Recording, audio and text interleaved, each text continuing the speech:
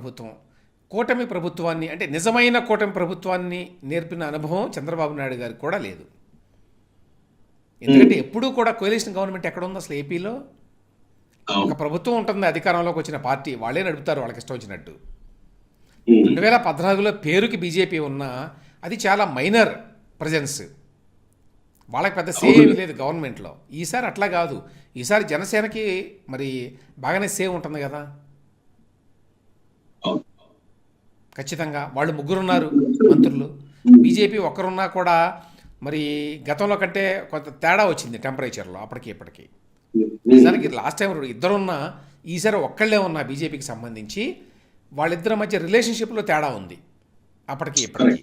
So ఆ రకంగా ఈ భాగస్వాముల్ని కూడా తన వెంట తీసుకెళ్లాల్సిన బాధ్యత ఉంటుంది ఈయనకి క్యాబినెట్లో, ప్రభుత్వంలో. అది ఒక ఛాలెంజ్. తర్వాత ఇంకొకటి ఏంటంటే జనసేనకి చాలా పొలిటికల్ అంబిషన్స్ ఉన్నాయి. రాష్ట్రంలో చాలా ఎక్స్పాండ్ అవ్వాలి, ఎప్పటికైనా మనం ప్రభుత్వంలోకి మనమే రావాలి అని ఉన్నాయి కదా. ప్రస్తుతానికి టీడీపీతో కలిసి ఉండొచ్చు, కానీ వాళ్ళ లాంగ్ టర్మ్ ప్లాన్ ఏంటి? ఎప్పుడైనా ఆంధ్రప్రదేశ్లో ప్రభుత్వాన్ని చేజెక్కించుకోవాలి, మనం ప్రధాన పార్టీగా ఎదగాలి, అది వాళ్ళ యొక్క లక్ష్యం. That is the long term game plan or objective. Party ఏ పార్టీకైనా ఉంటుంది. అట్లాగనే పవన్ కళ్యాణ్ గారు ఎప్పటికైనా ముఖ్యమంత్రి కావాలి అనేది ఆ పార్టీ వాళ్ళు కోరుకుంటారు. మరి ఇప్పటికీ బాగానే ఉంది రిలేషన్షిప్, మంచి కెమిస్ట్రీ నడుస్తోంది చంద్రబాబు నాయుడు గారికి పవన్ కళ్యాణ్ గారికి. గతంలో చూస్తున్నాం, గత కొన్ని నెలలుగా చూస్తున్నాం. అది మళ్ళీ నిన్న ఇవాళ కూడా ప్రతిఫలించింది స్టేజ్ మీద. ఎంత ఆ బోనహామీ, ఆ కామరేడరీ ఇవన్నీ ఉన్నాయో.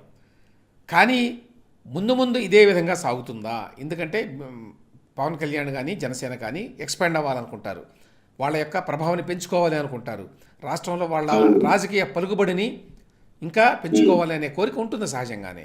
మిగతా నియోజకవర్గాల్లో కూడా వాళ్ళు పెరగాలి అనుకుంటారు.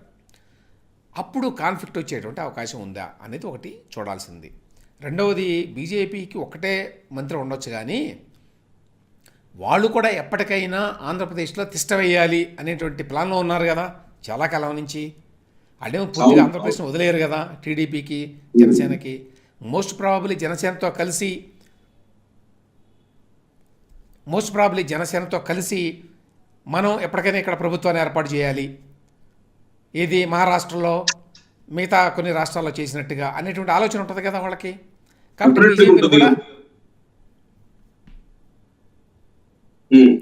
కాబట్టి బీజేపీని కూడా మనం ఏమీ తక్కువ అంచనా వేయడానికి వీల్లేదు. కాబట్టి ఈ రకమైన ఒక కాన్ఫ్లిక్ట్ ముందు రావచ్చు. ఎందుకంటే ఇవి పొలిటికల్ సవాళ్ళు ఉంటాయి ముందు. ఇంకొక పాయింట్ ఉంది ఇక్కడ. మామూలుగా అయితే లోకేష్ గారు తర్వాత ఆయన సక్సెసర్గా వారసుడిగా వచ్చేస్తాడు ఈ టర్మ్ చివరికి అని చెప్పి అనుకున్నారు కదా. ఇప్పుడు పవన్ కళ్యాణ్ గారు నెంబర్ 2గా ఉన్నాడు గవర్నమెంట్లో.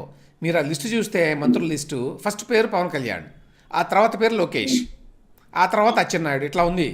అంటే ఏంటి? Pawan Kalyan మోరల్లెస్ number 2 deputy CM కూడా కదా. సో దాన్ని బట్టి ఏంటి, లోకేష్ యొక్క ప్లాన్స్ ఏవైతే ఉన్నాయో ఆయన నెక్స్ట్ చంద్రబాబు నాయుడు గారి షూస్లోకి ఆయన వెళ్ళాలి, సక్సెసర్గా వారసుడిగా ఆయన ఉంటాడు అనేది దానికి కొంచెం బ్రేక్లు పడినట్టు కదా, కొంచెం లేట్ అవుతుంది అది, ఆ ప్రాసెస్, ఆ ప్రక్రియ. సో అదొక ఆస్పెక్ట్. ఇక అడ్మినిస్ట్రేటివ్గా పరిపాలనా పరంగా ఉండే ఛాలెంజెస్ కూడా చాలా ఉన్నాయి, అంత ఈజీ కాదు.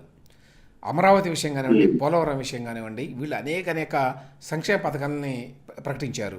4,000 పెన్షను, తర్వాత 15,000 అమ్మఒడి ఏదైతే ఉందో, ఎంతమంది పిల్లలు ఉంటే అంతమందికి ఫ్రీ బస్ రైడు మహిళలందరికీ, ఇట్లాంటివి చాలా ఉన్నాయి.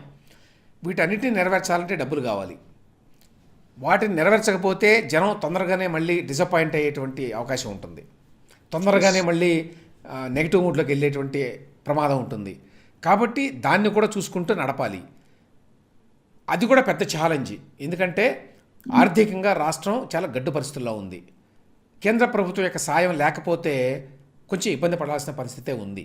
ఎంత చంద్రబాబు నాయుడు ఆర్థిక విషయాల్లో ఘనాపాటి అయినా, సంపద సృష్టికర్త అని పేరున్నా కూడా మీకు ఈసారి కేంద్ర ప్రభుత్వం యొక్క సహాయ సహకారాలు లేకుండా ప్రభుత్వాన్ని స్మూత్గా నడపడం చాలా కష్టం. అందరి యొక్క ఎక్స్పెక్టేషన్స్ ఉన్నాయి.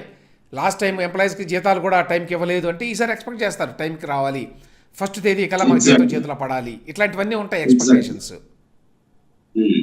సో ఈ నేపథ్యంలో మరి అటు పొలిటికల్గా ఇటు అడ్మినిస్ట్రేటివ్గా చంద్రబాబు నాయుడు గారికి చాలా పెద్ద సవాళ్లే ముందున్నాయి.